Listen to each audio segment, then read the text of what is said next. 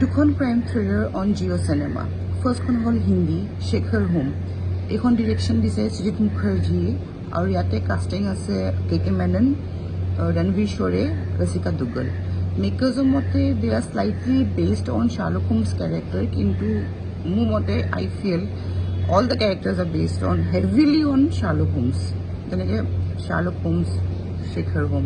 So' it's totally based on Sherlock Holmes characters.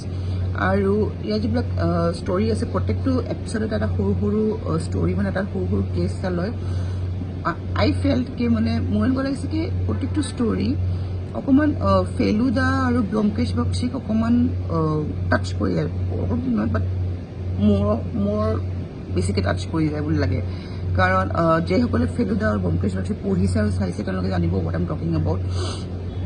খুব simple cash হয়, সলভিংখিনি খুব interesting হয়, চিম্পল হয়। আৰু Shekhar home is based on 1993 সময়ত দেখাইছে। চ' য'ত লেণ্ডলাইন, এম্বেচাডৰ কাৰ এইবিলাক আছে।